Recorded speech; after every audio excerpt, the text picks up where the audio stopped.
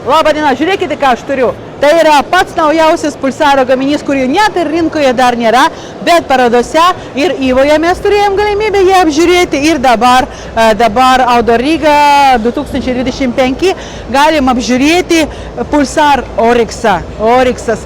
Tai rimtas gaminys, turintis labai gerą santyką tarp veiklumo ir kainos ir dydžio.